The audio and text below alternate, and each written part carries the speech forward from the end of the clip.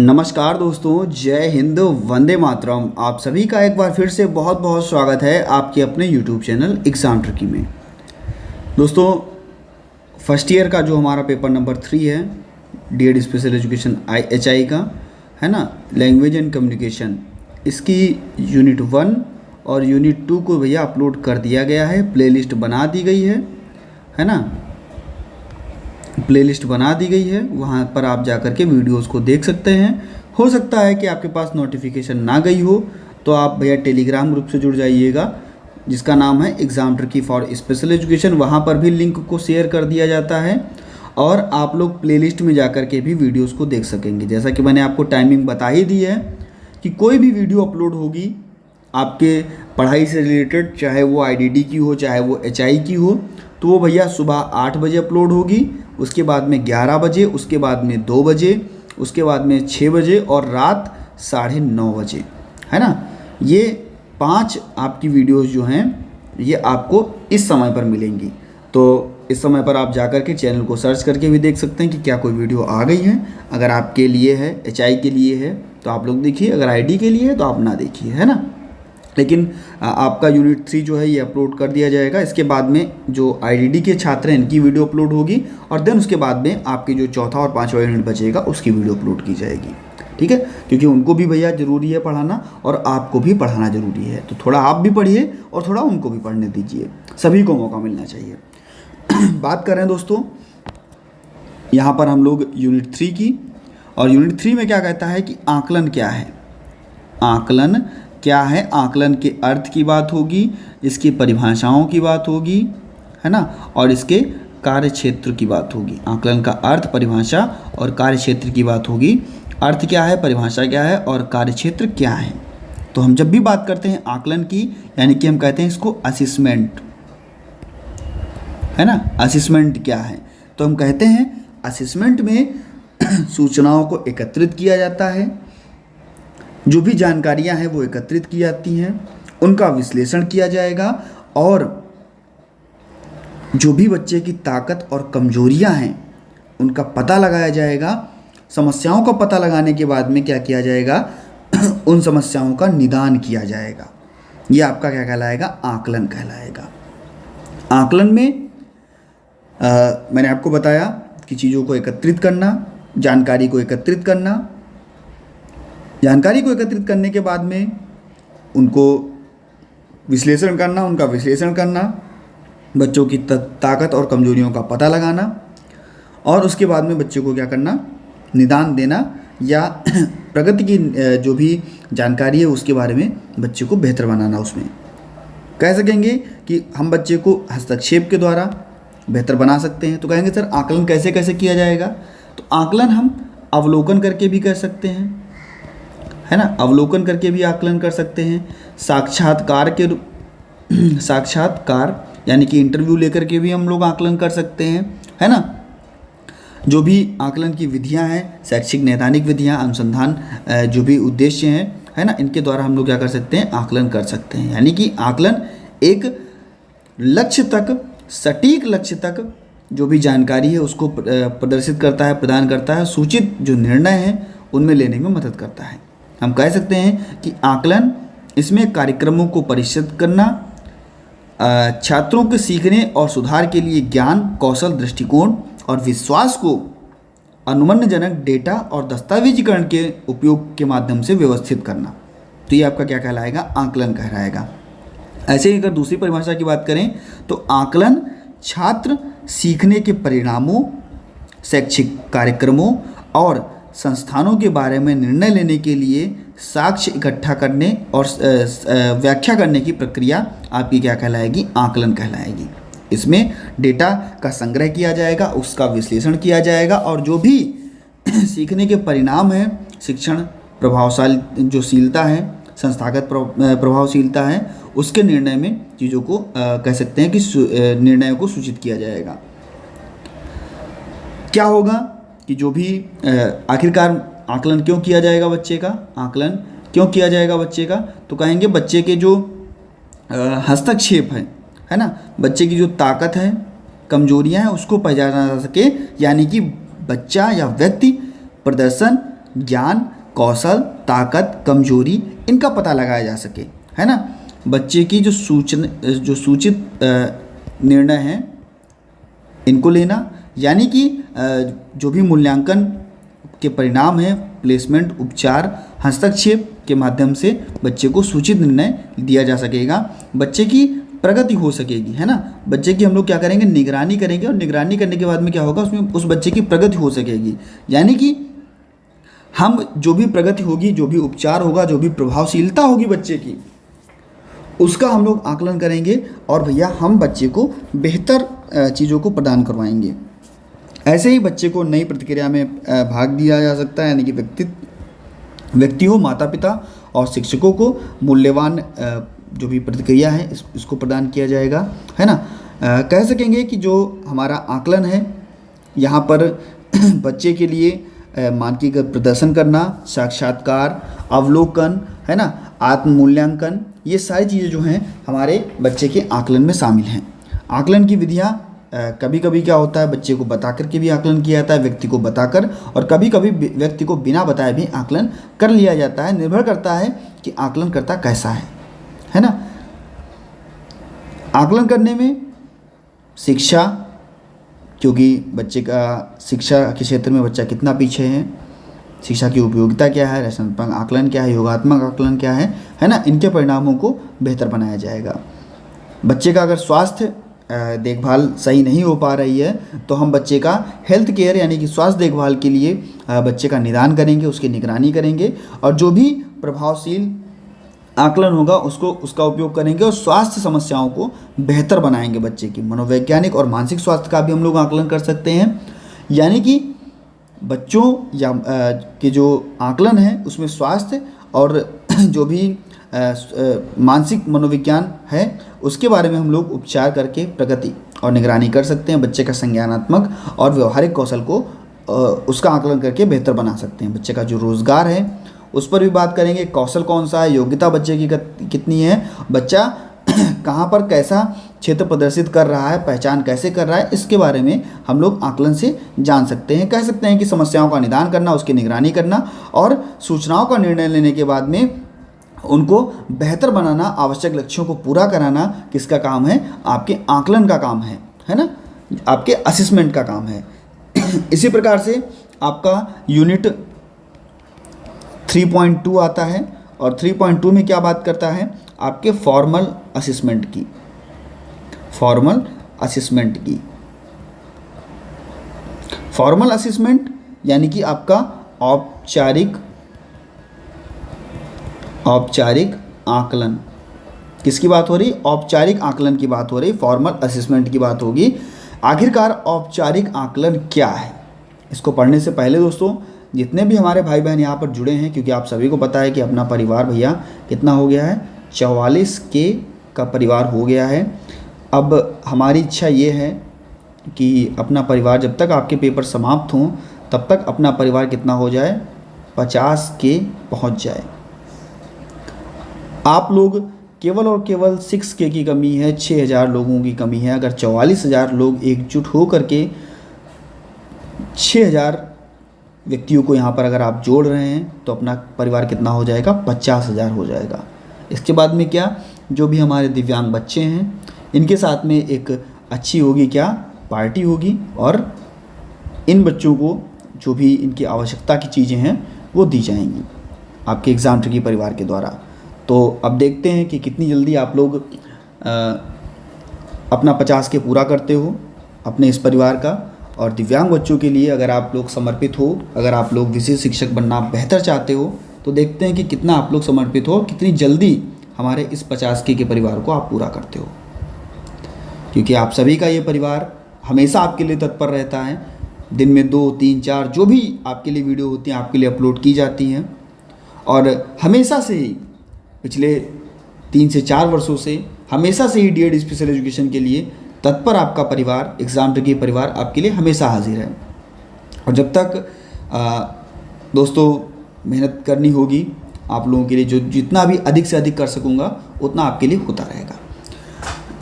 इसी के साथ दोस्तों हम लोग बात करते हैं फॉर्मल असेसमेंट की, यानी कि औपचारिक आकलन की। तो भैया वीडियो को सभी मित्रों तक जरूर शेयर कर दीजिएगा। बात करते हैं औपचारिक आकलन। जब आपका कोर्स कंप्लीट हो जाए तब आप उसको अगर आपने सब्सक्राइब किया है तो आप उसको अनसब्सक्राइब भी कर दीजिएगा, लेकिन आपका कोर्स कंप्लीट होने तक आप लोग चैनल को सब्सक्राइब करके रखिए। यहाँ पर आपको बहुत चीज़ें मिलती रहेंगी। जो भी आपका औपचारिक आकलन है, ये कह सकते हैं कि इसमें एक होंगे, क्या होंगे, मानदंड होंगे। इनके आधार पर औपचारिक आकलन किया जाएगा। जो व्यक्ति की ज्ञान, कौशल, क्षमता, इसको मापने के लिए औपचारिक आकलन किया जाएगा और मानकीकृत तरीकों का प्रयोग किया जाएगा। जो मानक में तरीके होंगे उनका प्रयोग किया जाएगा। आमतौर पर संरक्षित वातावरण और विश्वसनीय उद्देश्य के रूप में इसे डिज़ाइन किया जाएगा। कह सकेंगे कि औपचारिक मूल्यांकन अलग अलग रूप से भी किया जा सकता है, जहाँ पर मानकीकृत परीक्षण हुआ, शैक्षिक परीक्षण हुआ, प्रदर्शन मूल्यांकन हुआ, है ना। अगर आपका ही मान लीजिए आकलन किया जाए तो आकलन आपका कैसे किया जाएगा। आपका हो सकता है परीक्षा ले ली जाए, यहाँ पर आपके अंक निर्धारित किए जाएं, आपके पास शिक्षा कितनी है इसकी परीक्षा ले ली जाए, है ना। तो ऐसे आपका जो औपचारिक आकलन है वो किया जाएगा। इसमें जो भी इस क्षेत्र में पेशेवर होंगे, शिक्षा के क्षेत्र से जुड़े हुए पेशेवर, है ना, जो लोग होंगे, वो विशेष आवश्यकता वाले बच्चों की दक्षता और उद्देश्य को पहचानेंगे और उसको डिज़ाइन करेंगे। इसके लिए सभी विद्यार्थियों को सम्मान और जो भी प्रश्न है इनकी प्रस्तुति की जाएगी।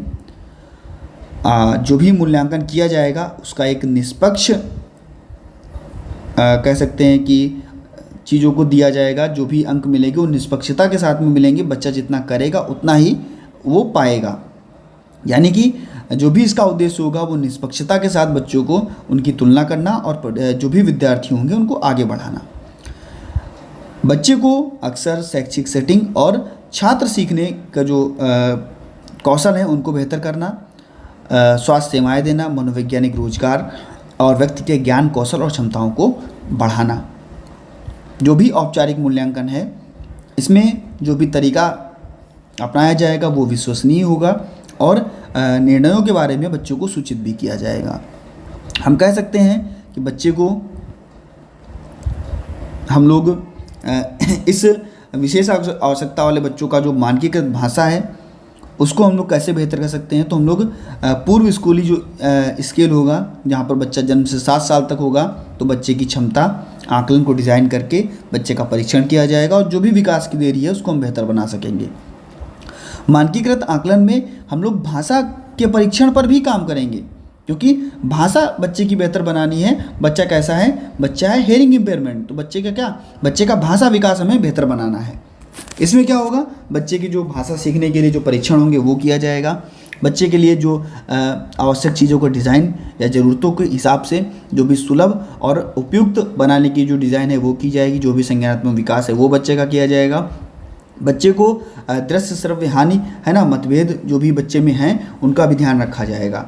इसके लिए पूर्व स्कूली भाषा स्केल का भी उपयोग किया जाएगा, जहाँ पर अगर बच्चा 0 से 7 वर्ष की उम्र में है तो बच्चे की दक्षता क्या है उसका अवलोकन करके चीज़ों को डिज़ाइन किया जाएगा। और जो भी विकास है, जो भी बच्चे का भाषा में विकास है उसमें देरी है तो उसको देखकर उसको बेहतर बनाया जाएगा। ऐसे ही भैया बच्चे के भाषा का परीक्षण किया जाएगा, है ना, भाषा विकास का परीक्षण किया जाएगा। भाषा विकास के परीक्षण में बच्चे का जो क्षमता है उसका मूल्यांकन किया जाएगा, जो डिज़ाइन की गई चीज़ें हैं उसका मूल्यांकन किया जाएगा। परीक्षण और भाषा विकास कितना है बच्चे का, इसका चीज़ों को देखा जाएगा, है ना। ऐसे ही बच्चे में जो भी शब्दावली है उसका आकलन किया जा सकता है ना। और जो भी कह सकते हैं कि आवास सुलभ चीज़ों को दिखाना, बच्चे को समझाना, संज्ञानात्मक विकास, है ना, इसके अंतर्गत हम लोग बच्चे का आकलन कर सकते हैं। खास करके जो विशेष आवश्यकता वाले बच्चे हैं इनके अंतर्गत मानकीकृत भाषा परीक्षण का उपयोग किया जाएगा, जिससे बच्चों की कमजोरी और ताकत का पता लगाया जा सके और आकलन के साथ में परीक्षण जो भी समायोजन है उसका भी परीक्षण किया जा सके और जो भी बच्चे की व्यक्तिगत आवश्यकताएं हैं, इनकी क्षमता है, इनको पूरा किया जा सके। तो आपका फॉर्मल असेसमेंट के अंतर्गत आएगा। अब हम बात करते हैं आपके यूनिट 3.3 की। और यूनिट 3.3 में आपको देखने को मिलेगा इनफॉर्मल असेसमेंट। इनफॉर्मल असेसमेंट यानी कि अनौपचारिक मूल्यांकन। अनौपचारिक मूल्यांकन, इसका महत्व, इसका प्रकार क्या है, इस पर बात की जाएगी। जब भी कहेंगे अनौपचारिक आकलन, यह बहुत लचीला होगा या अधिक लचीला होगा। अनौपचारिक कैसा होगा? बहुत ज़्यादा लचीला होगा, अधिक लचीला होगा। यहाँ पर व्यक्तिगत तरीके, ज्ञान, कौशल, क्षमता, है ना, इसकी जानकारी को जो है वो प्रक्रिया को संदर्भित किया जाएगा। आकलन में प्राकृतिक सेटिंग, इसका आयोजन किया जाएगा, जैसे कि कक्षा या कार्यस्थल। बच्चे की ताकत, कमज़ोरी, है ना, इनकी ज़रूरतों को ध्यान में रखा जाएगा। इसके लिए बच्चे को जो अनौपचारिक आकलन है, बच्चे का हम कक्षा में अवलोकन कर सकते हैं। बच्चे का हम कक्षा में अवलोकन कर सकते हैं कि शिक्षक सीखने की ज़रूरतें क्या हैं बच्चे की, उसकी प्रगति कितनी हो चुकी है, जानकारी इकट्ठा करेगा शिक्षक इनके बारे में, व्यवहार, बातचीत, है ना, और नमूनों के निरीक्षण के द्वारा कक्षा का अवलोकन किया जा सकेगा। प्रदर्शन कार्य यानी कि जो भी छात्र हैं उनके कार्यों में परियोजना का पूरा लाभ उठाया जा सकेगा। विशेष अवधारणा या कौशल की समझ को विकसित किया जा सकेगा, इसकी समझ को प्रदर्शित किया जा सकेगा। ऐसे ही बच्चे का आत्म मूल्यांकन, है ना, बच्चे का आत्म मूल्यांकन किया जाएगा, यानी कि स्वयं सीखने के लिए जो प्रतिबंधित चीज़ें हैं, बच्चों की ताकत, कमजोरी, छात्र स्वयं उन चीज़ों को पहचाने, बच्चा आत्म मूल्यांकन करे, स्वयं से चीज़ों को पहचाने। इसके लिए क्या होगा? चेकलिस्ट भी बनाई जाएगी, है ना। जो भी शिक्षक होंगे बच्चों के उद्देश्यों और व्यवहारों की प्रगति के बारे में उनको ट्रैक करेंगे और चेकलिस्ट बनाएंगे कि कितना बच्चा कहाँ पर चीज़ों को कर रहा है। यानी कि अनौपचारिक मूल्यांकन किसी भी व्यक्ति के द्वारा जो सीखने की ज़रूरतें हैं, प्रगति है, इसकी मूल्यवान जानकारी प्रदान कर सकता है। जो भी अनुदेशात्मक प्रथाएं, हस्तक्षेप, मार्गदर्शन, इनका किया जा सकता है। और अनौपचारिक आकलन आपका जो होगा वो औपचारिक आकलन की तुलना में विश्वसनीय और मान्यता प्राप्त हो सकता है, जो भी आपका अनौपचारिक आकलन है। इसमें बच्चे का जो भी क्षमता है ना, हस्तक्षेप के बारे में, निर्णय लेने के बारे में, इसके स्रोत के बारे में चीज़ों को जानकारी दी जा सकती है, मिल सकती है। इसमें बच्चे की व्यक्तिगत दृष्टिकोण बढ़ेगा, ताकत की प्रक्रिया बढ़ेगी, है ना, और निर्देशों के लिए शामिल किया जाएगा। जो भी औपचारिक आकलन होगा, अनौपचारिक आकलन होगा, वहाँ पर शिक्षकों के क्षेत्र को पहचाना जाएगा, इसमें मदद मिलेगी। और जो भी बच्चे का अतिरिक्त हस्तक्षेप है उसकी आवश्यकता मिलेगी। लचीले ढंग से, लचीले हस्तक्षेप से बच्चे का विकास किया जा सकेगा और व्यक्तिगत आवश्यकताओं को पूरा किया जा सकेगा। तो ये चीज़ें आपको देखने को मिलेंगी आपके अनौपचारिक आकलन में। इसके बाद में हम बात करते हैं आपके टीचर मेड टेस्ट की, यानी कि 3.4 की। क्या है? TMT, हम लोग इसको बोलते हैं teacher made test. Teacher made test, जिसको हम लोग कह सकते हैं शिक्षक निर्मित परीक्षण या परीक्षा। यह भी एक आपका क्या है? मूल्यांकन का उपकरण है। टीचर मेड टेस्ट भी क्या है? एक मूल्यांकन का उपकरण है, जो शिक्षक किसी विशेष विषय या विषय के जो छात्र हैं उनकी समझ और जो उनकी महारत है या जहाँ तक वो चीज़ों को सीख चुके हैं, इनका मूल्यांकन करने के लिए, चीज़ों को व्यक्त करने के लिए ये क्या करता है? टीचर मेड टेस्ट जो है वो करता है, शिक्षक खुद करता है बच्चे का परीक्षण और बच्चे ने उद्देश्य कहाँ तक प्राप्त किया। इसमें रचनात्मक, योगात्मक और आपका नैदानिक तीनों मूल्यांकन शामिल हैं। बच्चे का फॉर्मेटिव असेसमेंट, बच्चे का योगात्मक असेसमेंट और बच्चे का नैदानिक असेसमेंट, ये तीनों चीज़ें जो हैं वो आपका शामिल है। डायग्नोस्टिक जिसको हम लोग बोलते हैं, तो ये तीनों प्रकार के जो आपके आकलन हैं ये आपके शामिल होते हैं, मूल्यांकन आपके शामिल होते हैं। TMT का उपयोग या टीचर मेड टेस्ट का उपयोग जो करने के लिए हम कह सकेंगे कि पहले कक्षा और जो भी व्यक्तिगत छात्र हैं इनकी विशिष्ट आवश्यकताओं को देखा जाएगा, वो क्या है। शिक्षकों को उन क्षेत्र पर ध्यान केंद्रित करने की अनुमति दी जाएगी। जो छात्रों के लिए सर्वाधिक समर्थन की जहाँ पर आवश्यकता होती है, शिक्षकों के लिए ऐसे क्षेत्र की आवश्यकता की जाएगी। और जो भी प्रक्रिया है बच्चे को प्रदान की जाएगी और प्रासंगिकता और सार्थकता भी बच्चे को प्रदान की जाएगी। यानी कि बच्चे के लिए एक ऐसे व्यक्तिगत छात्रों के लिए विशिष्ट आवश्यकता के अनुरूप जो है इसको तैयार किया जाएगा। और अगर हम कह सकते हैं कि आपका टीचर मेड टेस्ट में विशिष्ट सीखने के उद्देश्य, रणनीतियाँ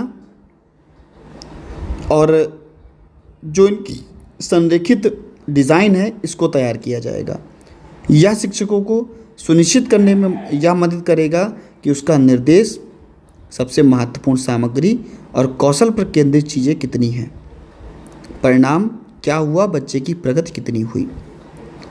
तीसरा क्या होगा टीएमटी में, टीचर में टेस्ट में तीसरी चीज़ क्या होगी, बच्चों का उपयोग छात्र सीखने की जानकारी इकट्ठा करने के लिए किया जाएगा। यानी कि टीएमटी का जो उपयोग होगा वो जो भी छात्र सीख रहा है उस जानकारी को एकत्रित करने के लिए किया जाएगा, जिसे मानकीकृत परीक्षणों और औपचारिक आकलन के द्वारा कैप्चर किया जाएगा, देखा जाएगा। इसमें जो भी समग्र दृष्टिकोण है, समझ है, शिक्षकों को निर्देशन, समर्थन, सूचित निर्णय, इस पर मदद की जाएगी। टीएमटी का उपयोग करने में कुछ सीमाएं भी होंगी, जिसमें मानकीकृत परीक्षण, औपचारिक आकलन और अनौपचारिक आकलन है ना, इनका विश्वसनीय मान्यता नहीं दी जाएगी।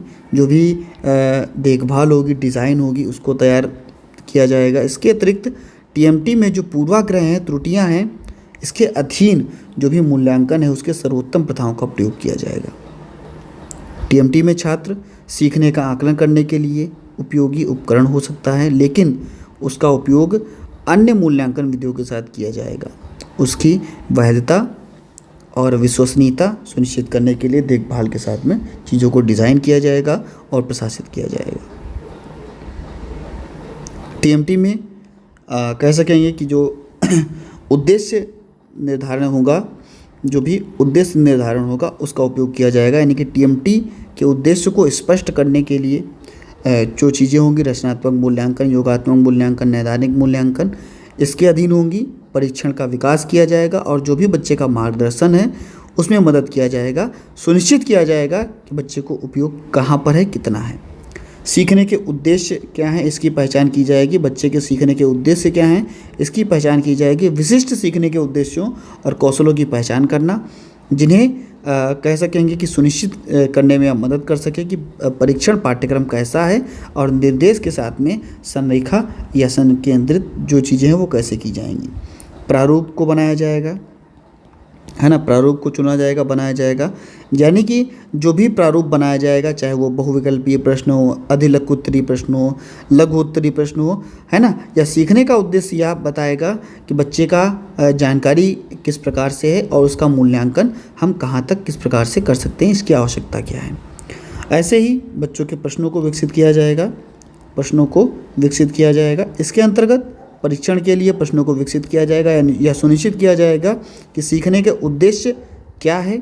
विभिन्न प्रकार के प्रश्नों और प्रकारों का उपयोग किया जाएगा। विश्लेषण हुआ, संश्लेषण हुआ, याद करना हुआ, है ना, इन सभी चीज़ों का प्रयोग किया जाएगा। और परीक्षण कौशल में ज्ञान कौशल को भी बढ़ाया जाएगा। समीक्षा और संशोधन को भी बढ़ाया जाएगा। जो भी उद्देश्य के साथ में सटीकता है, स्पष्टता है ना, स्पष्टता है। बच्चे की यहाँ पर परीक्षण में समीक्षा करनी चाहिए, और है ना, कितनी प्रतिक्रियाएं हैं, आधार क्या है, आवश्यकता क्या है, इस पर ध्यान दिया जाएगा। तो हम कह सकते हैं कि जो भी हमारा टीएमटी परीक्षण होगा यह छात्रों के सीखने और सटीक मापन के लिए बहुत ज़रूरी है।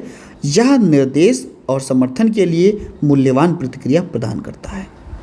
जो भी निर्देश है, समर्थन है, इसके लिए मूल्यवान प्रतिक्रिया को प्रदान करता है आपका टीएमटी, है ना, टीचर मेड टेस्ट। शिक्षक द्वारा प्रभावी ढंग से इसको लागू किया जाएगा और बच्चे का सुधार, बच्चे का सीखने का समर्थन, जो भी परिणाम है उसको लागू किया जाएगा। व्यापक मूल्यांकन प्रणाली सिर्फ एक ही उपकरण के रूप में देखी जाएगी। छात्र सीखने की जो भी चीज़ें होंगी उसको हम बेहतर बना सकेंगे और जो भी मूल्यांकन है उसको बेहतर किया जा सकेगा। तो टीएमटी में शिक्षक आधारित टेस्ट या शिक्षण मेड टेस्ट जो आपको देखने को मिला। इसके बाद में हम बात करते हैं आपके 3.5 की। 3.5 में आपका क्या कह रहा है? कह रहा है कि बेसिक लैंग्वेज क्या है, कि बेसिक लैंग्वेज क्षमता क्या है। हम क्या बात करेंगे? बेसिक लैंग्वेज कॉम्पिटेंस, है ना। हम लोग कहेंगे क्या होगा? बुनियादी भाषा क्षमता। क्या कहेंगे? बुनियादी भाषा क्षमता। हम लोग इस पर बात करेंगे। बुनियादी भाषा क्षमता क्या है, यानी कि जो इसके पहलू हैं, आकलन करने के, अवधारणा करने के, जो आकलन करने में जो अवधारणा है और इसका उपयोग है, इस पर बात करेंगे। कि बुनियादी भाषा क्षमता किसी भाषा में प्रभावी ढंग से संवाद करने के लिए, किसी भाषा में प्रभावी ढंग से संवाद करने के लिए, चीज़ों को व्यक्त करने के लिए, एक दूसरे से बातचीत करने के लिए जो भी मौलिक ज्ञान है, कौशल है, इसको संदर्भित किया जाएगा। इसमें शब्दावली, व्याकरण, वाक्य विन्यास, स्वर विज्ञान, है ना, ज्ञान, व्यवहारिकता का ज्ञान, है ना, इन चीज़ों को, इनके अर्थों को संप्रेषित किया जाएगा और इन तत्वों का उपयोग जो है वो किया जाएगा। मूल्य भाषा क्षमता का आकलन आमतौर पर उन विषयों के लिए किया जाएगा जो काफ़ी मानकीकृत होंगे, और भाषा परीक्षा जो भी होगा वो भी औपचारिक आकलन और वास्तविक दुनिया में इसका हम लोग उपयोग कर सकेंगे। ये आकलन भाषा कौशल की श्रृंखला मापने में डिज़ाइन किया जाएगा, जैसे सुनना, बोलना, पढ़ना, लिखना, है ना, उच्च स्तर, इन सभी चीज़ों में जो भी महत्वपूर्ण सोच है, समस्या है, इसको सुलझाने के लिए इसका आकलन कर सकेंगे। बुनियादी भाषा क्षमता में हम देखेंगे कि रोज़मर्रा की जो स्थितियां हैं वहाँ पर कैसे प्रभावी ढंग से संवाद किया जा रहा है। जो भी अकादमिक और सामाजिक संदर्भ हैं, इनमें कैसे अधिक रूप से भागों को देखा जा रहा है और अनुमति दी जा रही है, इसका हम लोग प्रयोग करेंगे और भाषा सीखने में का जो आधार है इसको प्रदान करेंगे, क्योंकि शिक्षार्थी भाषा में अधिक प्रवीणता विकसित करेगा और बुनियादी कौशल का जो निर्माण है वो बेहतर कर पाएगा। जो भी निर्देश है, अभ्यास, भाषा, संपर्क, है ना, इनके माध्यम से बेहतर चीज़ों का विकास हो सकेगा। जो भी स्पष्टता है, भाषा का अभ्यास शिक्षकों को उनकी भाषा का प्रयोग करने, प्रवाह को बनाने और स्वचालित चीज़ों को विकसित करने में अनुमति देगा। हम चीज़ों को प्रभावी बना सकते हैं, है ना। ध्वनि विज्ञान हुआ, व्यवहारिकता हुआ, इनका हम लोग प्रयोग कर सकते हैं। जो भी निर्देशन हुआ भाषा शिक्षण के द्वारा, बुनियादी भाषा क्षमता के द्वारा, उसको हम कर सकते हैं। कहने का मतलब ये है कि शिक्षार्थी के लिए शब्दावली का ज्ञान, उसका आकलन करना, कोई भी बुनियादी शब्दावली हो उसके वाक्यांशों को पहचानना, उपयोग और क्षमता को देखना, मूल्य भाषा क्षमता का विकास करना, मूल्यांकन करना, है ना, इसमें भोजन, यात्रा, है ना, इसके विशिष्ट विषयों का संदर्भित करना और इसको पहचानना। ये सारी जो परीक्षण है ये आपके बुनियादी भाषा क्षमता के अंतर्गत आपको देखने को मिलेंगे, जहाँ पर ध्वन्यात्मक शिक्षार्थी मूल रूप से भाषा क्षमता का आकलन करने में, बुनियादी ध्वनियों को पहचानने में, ध्वनि पैटर्नों को पहचानने में, है ना, और उसकी क्षमता का मूल्यांकन करना यहाँ पर शामिल होगा, जहाँ पर ध्वनियों में अंतर किया जाएगा, विशिष्ट ध्वनियों को सटीकता को जाना जाएगा और परीक्षण किया जाएगा।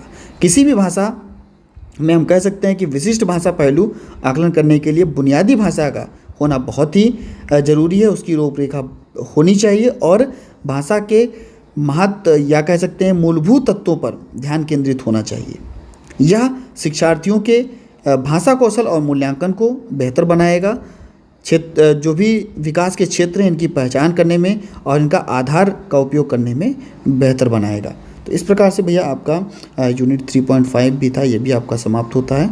यहाँ पर आपका जो इम्पोर्टेंट था वो आपका 3.4 वेरी वेरी इंपॉर्टेंट, स्टार बना करके कर लो। 3.1 आपका वेरी वेरी इंपॉर्टेंट और भैया 3.2 भी आपका वेरी वेरी इंपॉर्टेंट। ये आपकी यूनिट सबसे ज़्यादा इंपॉर्टेंट है यहाँ पर। मिलता हूँ दोस्तों नेक्स्ट वीडियो में नई जानकारी के साथ, नए वीडियो के साथ। बने रहिएगा आपके अपने चैनल एग्जाम ट्रिकी पर। धन्यवाद।